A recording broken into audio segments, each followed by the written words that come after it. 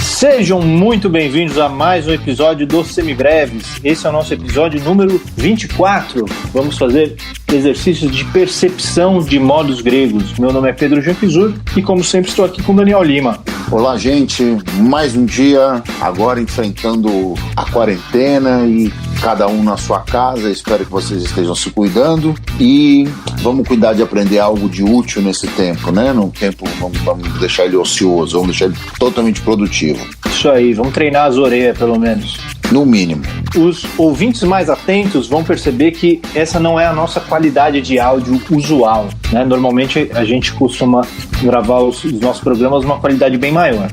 Aqui a gente está com uma qualidade um pouquinho menor porque nós estamos gravando à distância, né? Justamente para respeitar essa quarentena. A gente está trabalhando para conseguir uma qualidade melhor nas nossas gravações à distância, mas infelizmente no momento, para essa semana, vai ter que ser dessa forma.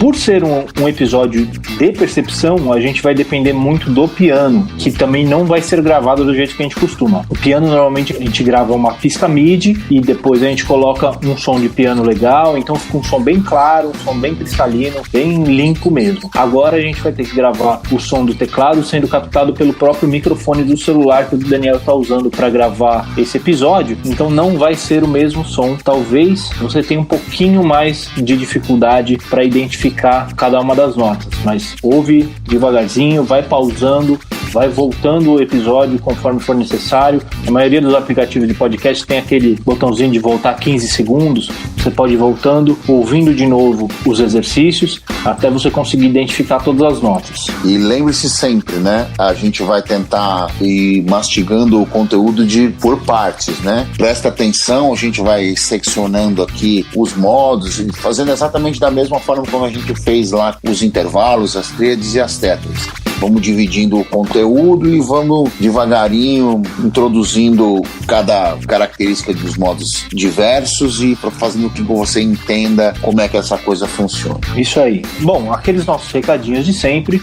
Não se esqueça de entrar lá no nosso site, o www.semibreves.com.br, onde você encontra todos os episódios com material de apoio para você poder ter um resuminho por escrito de cada um dos episódios para te ajudar a estudar. Qualquer dúvida que ainda fique depois de ouvir o episódio, ver o nosso material de apoio, você pode mandar um e-mail pra gente no semibrevespodcast@gmail.com ou então entrar em contato pelas redes sociais, no Facebook, no Instagram, no Twitter. Em todos eles nós somos o @semibrevespod. E no Instagram, estamos voltando agora, nesse nosso período de quarentena, nós estamos voltando a fazer alguns exercícios durante a semana sobre a matéria do último episódio. Eu acho que eu vou até colocar agora nas próximas semanas uns exercícios de revisão geral da matéria, voltar lá daqueles nossos primeiros episódios sobre intervalos, sobre escalas, voltar e colocar alguns exercícios de alguns episódios que já foram, né? Tem muita gente voltando e reouvindo esses episódios, começando pelo começo, né? Fazendo a maratona toda, então acho que é legal a gente voltar e fazer exercícios desde o começo de novo, não é mesmo? É isso aí. Afinal de contas, a revisão e o reforço do conceito nunca é demais, né? Só a prática constante que leva à fixação desses conceitos todos. E agora, como a estrada já está ficando longa, né, nós já estamos no 24º episódio de conteúdo didático, então por aí já tem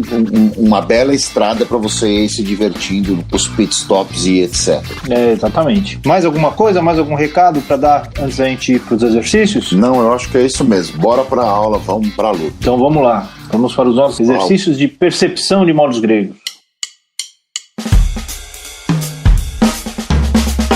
Muito bem, Daniel. Então, como é que a gente vai fazer para estudar a percepção dos modos gregos? Maravilha. Vamos fazer uma pequena secção do conhecimento. Vamos dividir em duas partes. A gente vai começar exclusivamente com os modos maiores, né?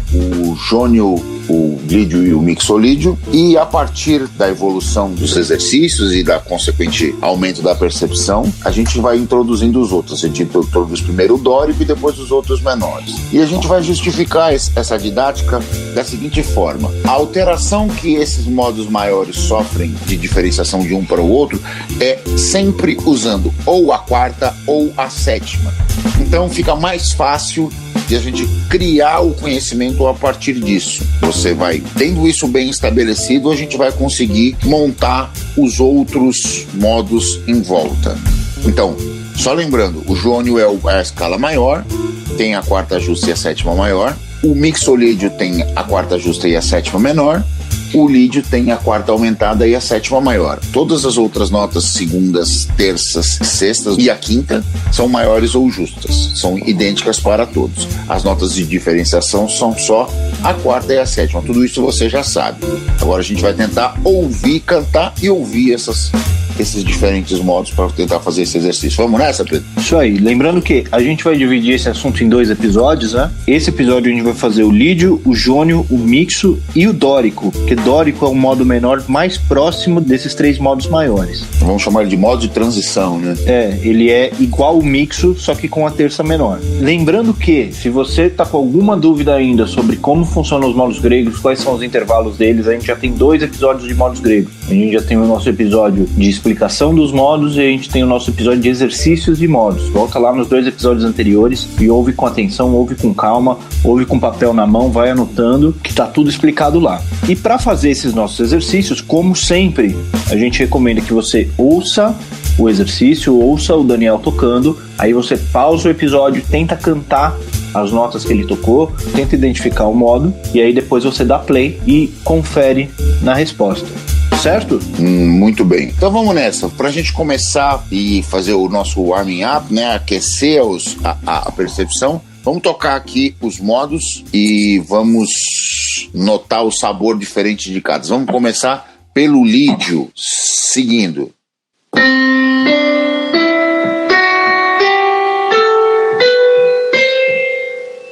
Mais uma vez, lídio.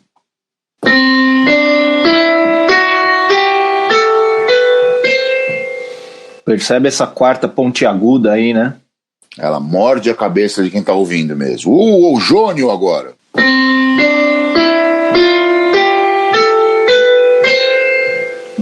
A nossa boa e velha escala maior, né? Mais uma vez para fixar.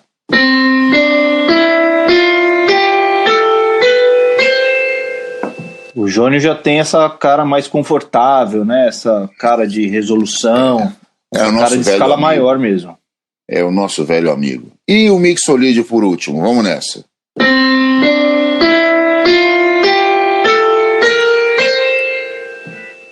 Mais uma vez.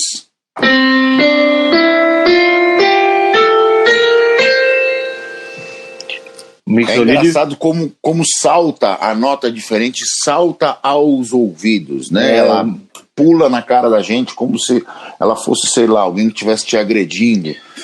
Aquele seu vizinho furioso, o cara no trânsito. O mixolídio você acabou de fechar. O mixolídio tem esse tropeço no final, né? Tá indo bem, tá indo normal, escala maior, tal. Chega lá no finalzinho, tem essa tropeçada na escala menor. Aí o cara fala assim, eu tava quase, né? Bota na última curva. O mixolídio, que é escala muito utilizada no baião, né? No blues também, que podem ser fontes de referência, caso você tenha familiaridade com esse repertório. Isso, também tem bastante rock usando mixolídio, né? Southern rock e esse rock que vem muito do blues, né, e tal. Isso, essa galera que dizia que tocava rock, mas no fundo tava tocando era blues mesmo, né? Exatamente. Um pouquinho mais acelerado, com um pouquinho mais de distorção, com um amplificador mais alto, etc, mas era blues mesmo. Exatamente.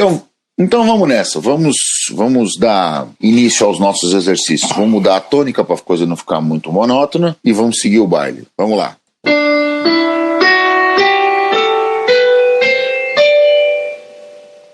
Segunda execução.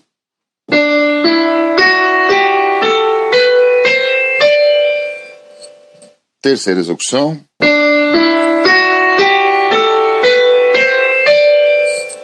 E aí, Pedro, o que lhe parece?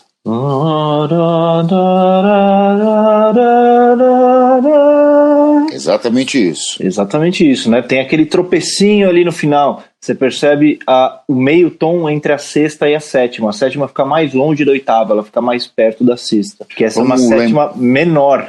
Portanto, é o modo mixolídio. Vamos lembrar a todos os nossos queridos ouvintes que nós não combinamos absolutamente nada antes. Nós não estamos nem nos vendo, nós estamos gravando com a distância... Agora eu não consigo nem ver a mão do Daniel. Considerável, né? Estamos gravando remotamente. Então, esse exercício é a vida como ela é mesmo, do jeito como ela costuma ser. Isso aí. Beleza? Se for para eu passar vergonha, eu vou passar vergonha na frente de todo mundo. Todo mundo, né? Vamos nessa, então. O próximo.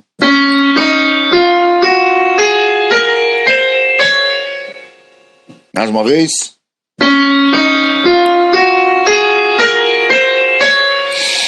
De novo.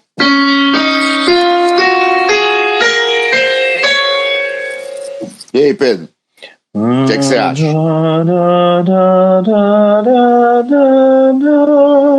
Essa tem todos aqueles intervalos que a gente espera ouvir a hora que a gente está começando, né? Não tem nenhuma surpresa. Essa é a escala maior, o modo jônio. Tem a quarta justa mesmo. E a sétima maior. Num tom bizarro, mas é a escala maior mesmo, é isso aí. O tom eu não chego tão longe de saber que tom que é. Então vamos nessa, o próximo.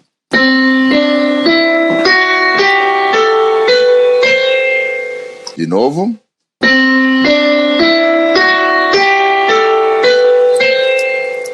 Terceira execução.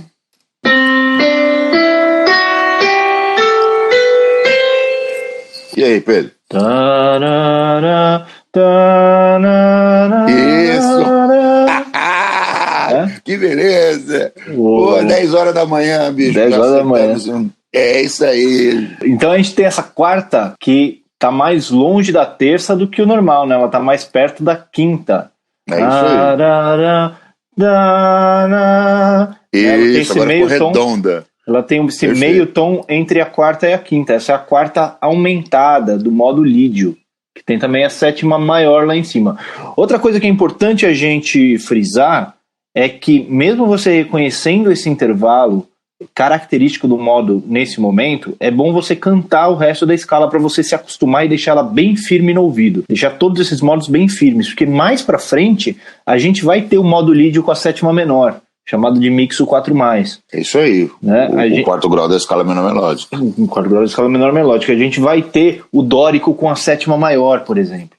E é muito importante a gente saber diferenciar esses modos da escala menor, que vai vir mais para frente, desses modos da escala maior. Então é bom a gente cantar sempre todos os intervalos, mesmo a gente já identificando o intervalo que define o modo, para a gente conseguir diferenciar ele dos outros modos que a gente vai ver mais para frente. É isso aí, muito bem. Vamos dar sequência então? Vamos lá. Vamos nessa.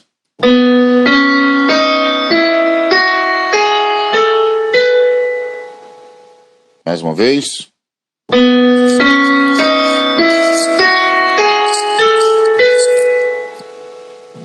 Terceira execução.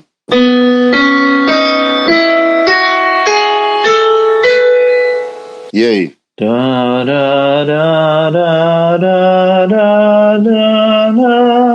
É isso aí. Né? Essa sétima um pouquinho para baixo, essa sétima perto da sexta, essa sétima que dá aquela tropeçada no final, que não tem aquela conclusão de escala maior. Então essa é a sétima menor, portanto é o modo mixolídio. É isso mesmo. Então vamos lá, vamos seguindo o próximo modo.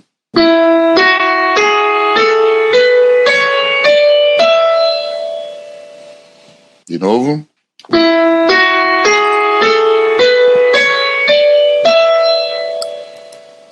Última vez.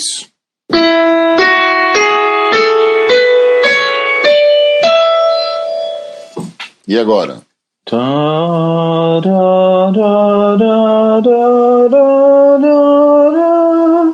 De novo, essa sétima baixinha, essa sétima próxima da sexta. Então, é a sétima menor do modo mixolídio. Exatamente. É ele mesmo de novo. Aquela pegadinha, né? 2 vezes o mesmo modo em tônicas diferentes. Com tônicas diferentes. Para o pessoal se confundir, achar que você vai mudar. Exato. E não mudou. E não mudou, né? É exatamente isso. Sigamos, portanto.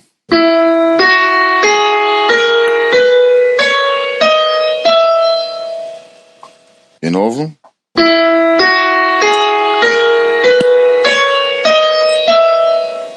Última vez.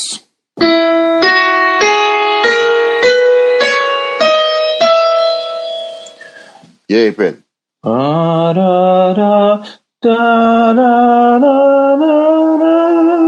Essa hora da manhã, tá né? difícil, Esse tom, né? Pelo amor de Deus, bicho. Então a gente tem essa quarta perto da quinta, essa quarta pontiaguda, né? Essa quarta que dá aquela espetada ali na metade do caminho. Que é a quarta aumentada do modo lídio.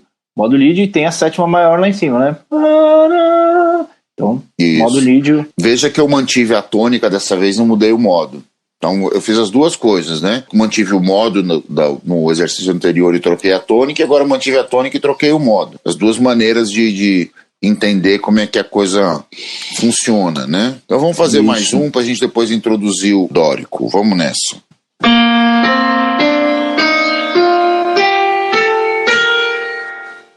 Mais uma vez.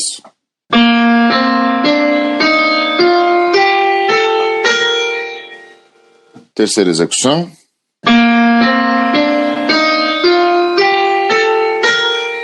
E aí?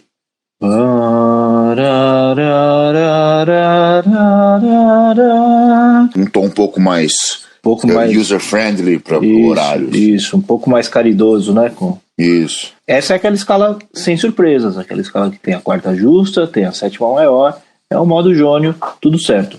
Você vai perceber, a hora que você for tentando cantar essas escalas, é que o modo lídio e o modo mixolídio são muito mais difíceis da gente cantar do que o modo jônio. A hora que a gente começa a cantar, é muito natural para a gente cantar a escala maior. Você afinar essa quarta aumentada e essa sétima menor são muito mais difíceis. Aí já pode ser uma dica de qual escala que a gente está falando. Exatamente. Até para você fazer esse exercício de cantar essas notas, botar uma tônica qualquer e ir cantando, isso é uma das maneiras mais efetivas de se praticar a percepção do modo. Vai lá, toca a tônica e vai cantando, toca a primeira, toca a segunda e canta a segunda. Aí canta a terceira e confere, canta a quarta aumentada e confere. Isso pro modo lídio. E pro modo mixolídio você chega lá na sétima menor e confere. E assim você vai praticando a percepção desses modos. A gente só canta antes para poder ouvir mesmo. Cantando quer dizer que você já ouviu, já internalizou, já conseguiu compreender o intervalo, né? Isso funciona como uma ferramenta de reforço. Isso. Uma outra dica para quem estiver cantando essas escalas é pensar na relação de sensível, né, dessas notas alteradas. A relação de sensível são as relações de semitom. Então, quando a gente está cantando o modo lídio, por exemplo, ele está a meio tom da quinta. Então você sente ele puxando para a quinta, né? Em vez de ser escala maior, por exemplo, você tem ele mais perto da quinta que dá uma polarizada naquela nota da quinta. Então, isso. Né? Muda até o senso de tonalismo, né? Por causa da presença da sensível, ele te leva para um outro lugar, né? Isso. A mesma coisa com o mixolídio, só que o mixolídio é o sentido inverso. Você tem que pensar, a hora que você está subindo, que ele está a meio tom da sexta, em vez de um tom. Então o jônio seria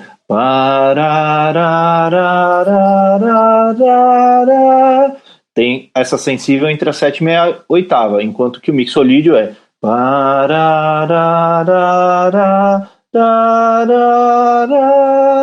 ele tá meio tom da sexta.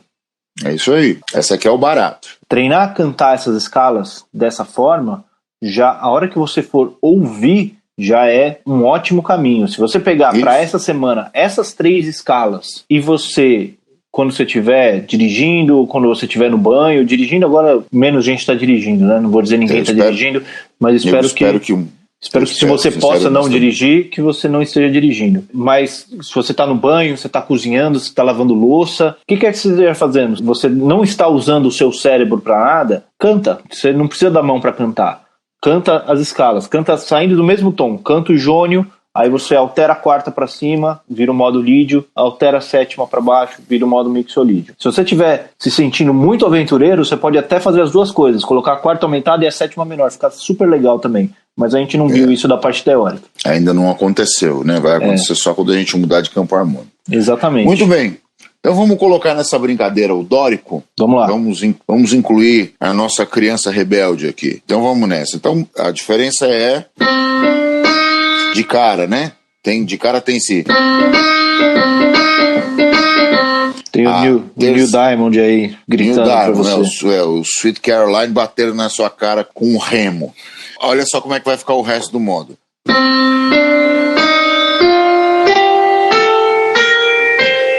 É isso? Muito bem. Mais uma vez. Aí.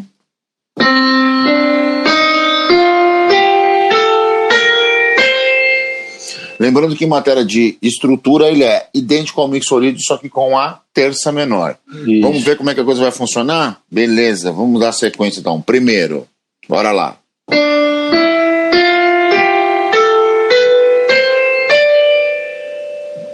Segunda execução.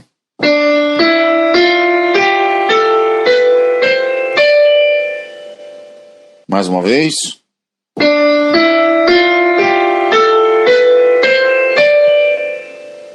E agora?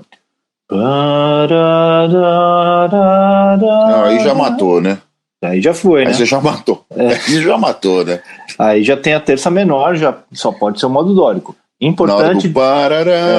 Já matou aí. Exatamente. Importante para vocês que não tem o Daniel gritando na orelha de vocês, cantem o resto da escala, porque esse começo com a segunda maior e terça menor pode ser o modo eólio também, a hora que a gente incluir ele. Então você treinar a cantar essa sexta maior vai ser de extrema importância a hora que a gente incluir o modo eólio, que se diferencia do dórico só pela sexta menor. Exato. Então confere aí, Pedro, o seu modo.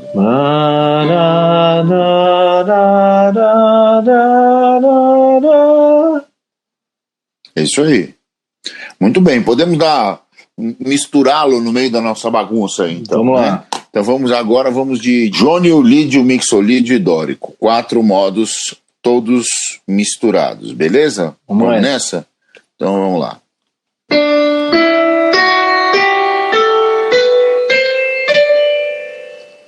Mais uma vez.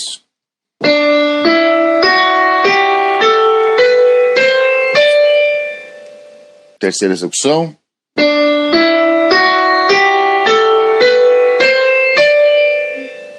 E agora?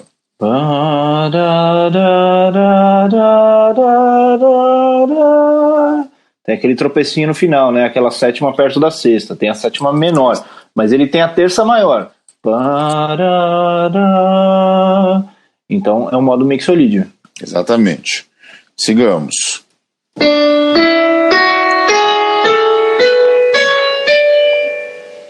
Mais uma vez.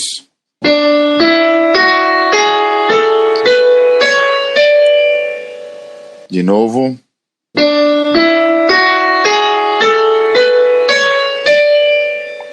E agora?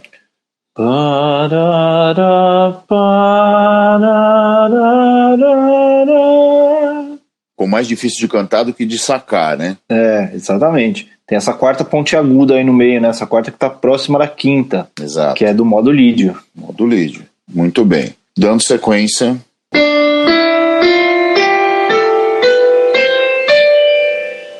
Mais uma vez.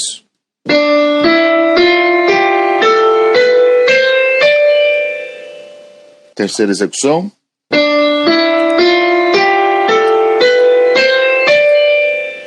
E aí, Pedro?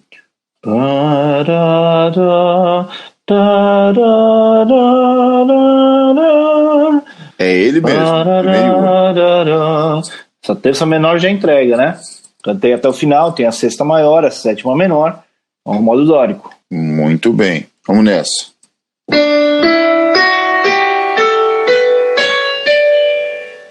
De novo.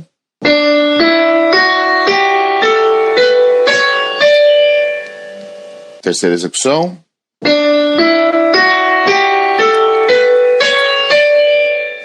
E aí?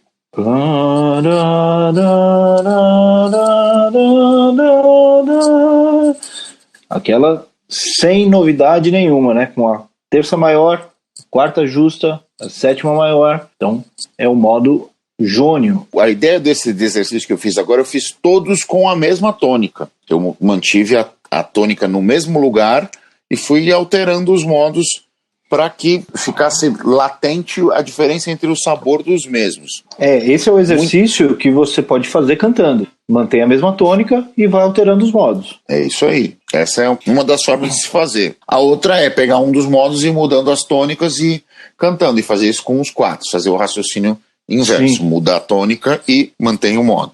Isso, esses são os jeitos de você decorar o som dos modos. Exatamente. Mais uma execução? Vamos praticar mais um pouco? Vamos mais uma? Vamos, demorou. Vamos nessa.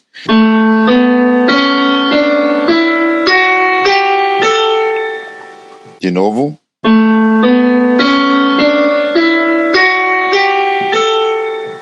Terceira execução.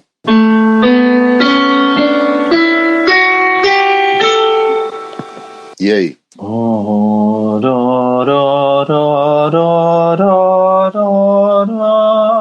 Tem essa sétima para baixo aí, né? Essa sétima menor, essa sétima mais escura. Essa sétima que não termina naquela resolução na tônica, ela deixa um pouquinho mais no ar. Esse é o modo mixolídio. Tem a terça maior, mas a sétima menor, lá em cima. Exato. Mais um.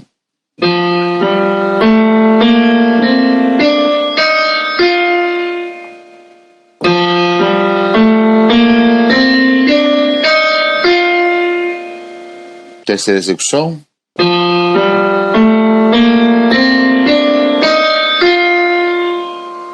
E aí?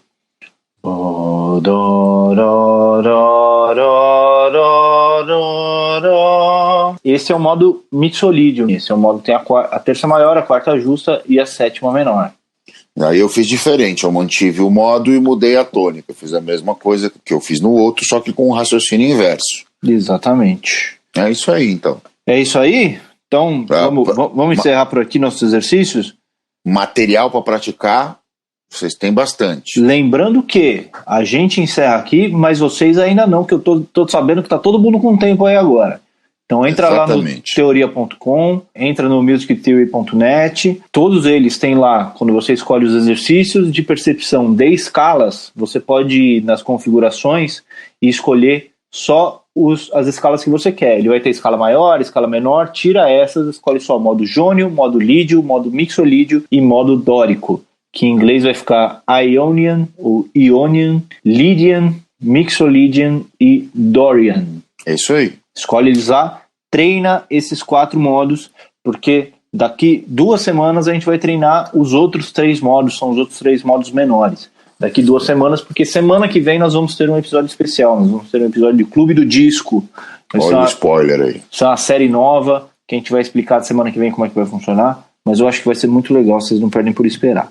Eu tenho certeza disso. Muito bem, então estudem, voltem nos episódios anteriores, revisem, vai lá no nosso Instagram, eu vou começar a colocar essa semana, vou começar a colocar exercícios de revisão, vou voltar lá dos intervalos, então eu vou fazer exercícios teóricos de intervalo, exercício de percepção de intervalos, exercícios teóricos de tríades, percepção de tríades, mesma coisa de tétrades, a mesma coisa de modos. Esqueci alguma coisa que a gente já falou? Não, acho que não. Acho que é isso, né? Então vai lá no nosso Instagram, que nos stories eu vou colocar exercícios durante essa semana. Todo dia vai ter exercícios novos. Certo? É isso aí. Podemos ir para as nossas dicas culturais hoje? Vamos para as dicas culturais, então. Vamos lá. O que você tem para hoje, Daniel? Muito bem. Eu hoje separei um disco que eu ouvi semana passada, aí já no princípio da quarentena, que é um disco que eu gostei demais, chamado Tia Amélia para Sempre. O disco é de um pianista capixaba chamado Hércules Gomes, que não por acaso, falar que por acaso é sacanagem, mas não por acaso ele era meu colega de sala na faculdade da Unicamp. Ele é um cara que se dedica a tocar piano popular no choro, um resgate dessa linguagem incrível que é o choro, né? E ele tem um trabalho de resgate e transcrição e redescoberta até de autores menos conhecidos ou não tão conhecidos, né? A Tia Amélia se inclui nesse caso. Então ele gravou lá várias coisas, como as coisas mais conhecidas, tipo Cuica no Choro, Bordões ao Luar, essa coisa toda, e gravou coisas menos conhecidas do repertório dela. Então, além de ser um trabalho de resgate e transcrição, é um grande trabalho de respeito a essa linguagem do choro pianístico, né? Você que gosta aí de pianistas e pianeiros do choro, de Radamés Inhatali, dessa onda aí, dessa galera que tem técnica pianística rebuscada e um grande swing, Ernesto Nazaré, etc, etc, etc.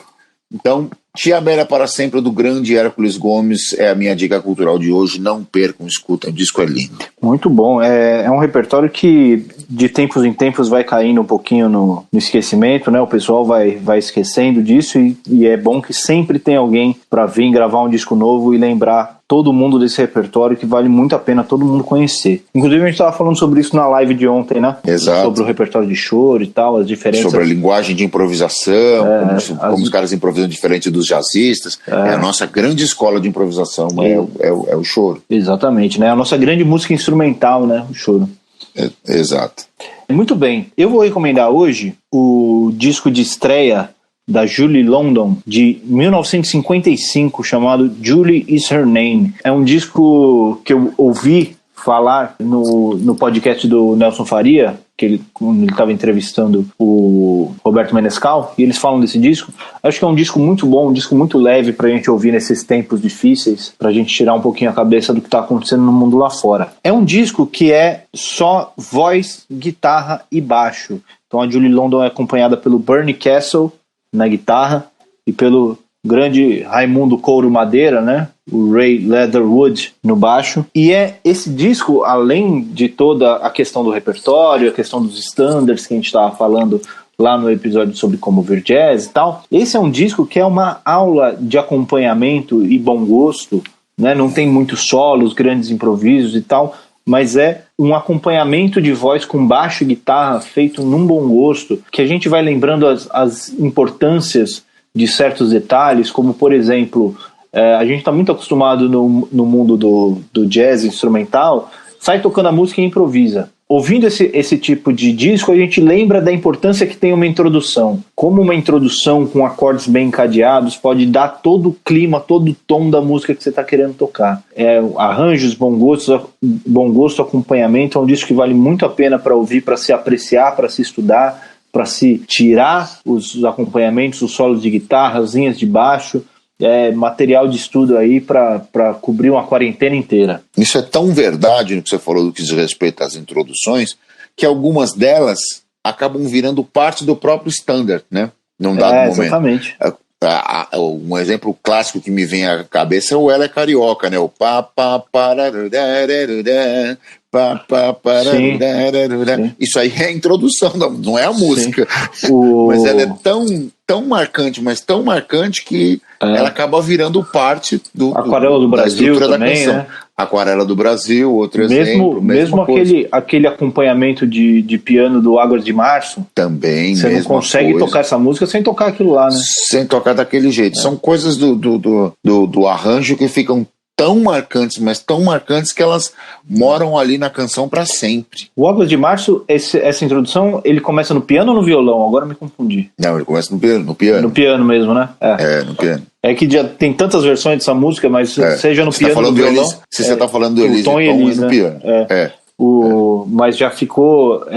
todo mundo que vai tocar, seja no piano ou no violão, sempre faz essa mesma introdução. Né? Porque não tem jeito, né?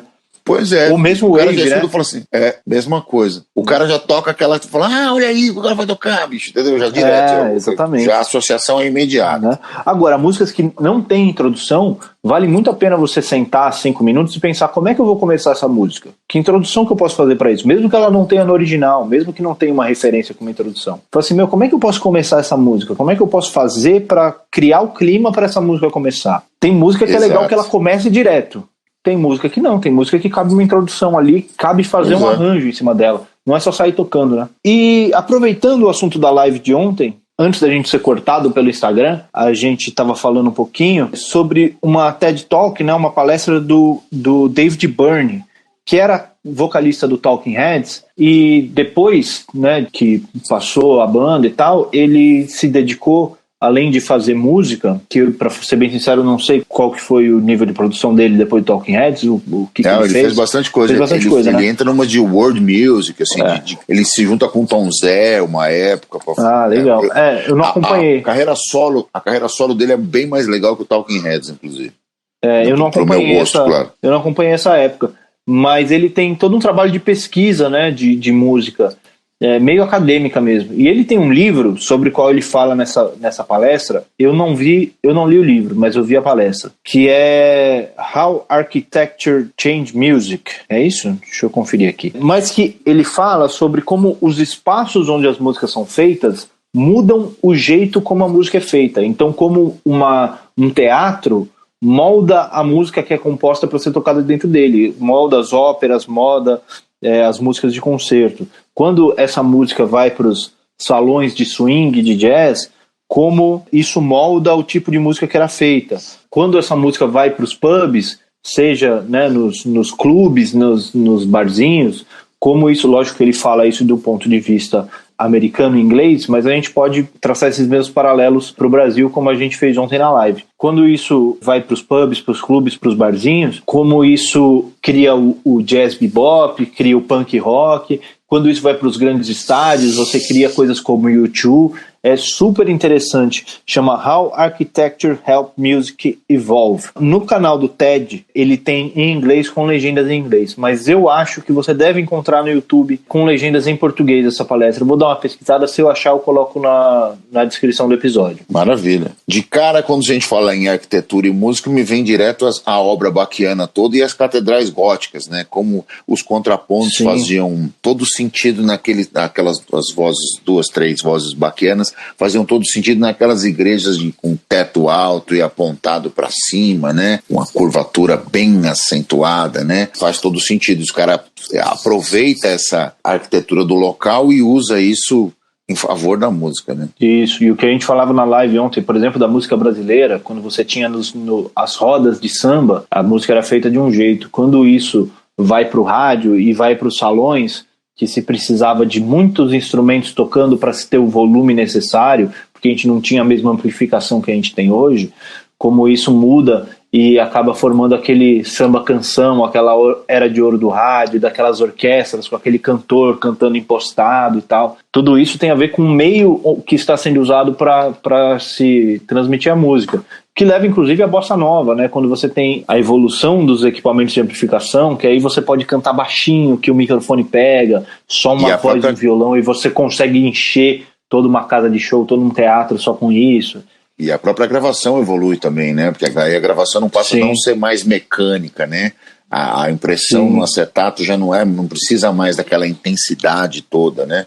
A coisa já vai para fita, então você tem um outro tipo de tratamento do áudio. Então todas essas coisas fazem diferença mesmo, não só a arquitetura, mas também a maneira de captar e tratar esse som. A tecnologia vem para ajudar mesmo, né? Sempre. Isso aí.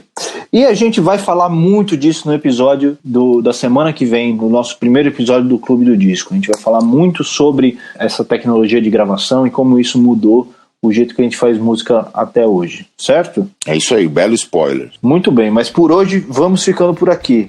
Mais alguma coisa que você queira acrescentar? Não, é isso mesmo, perfeito. Então é isso aí, esse foi mais um Semibreves. O Semibreves tem apresentação de Pedro Janquizur e Daniel Lima, produção de Pedro Janquizur e Daniel Lima, edição de Pedro Janquizur e consultoria técnica de Marco Bonito. Muito obrigado a todo mundo que ficou com a gente até aqui e até semana que vem. Até semana que vem, gente, a gente se ouve.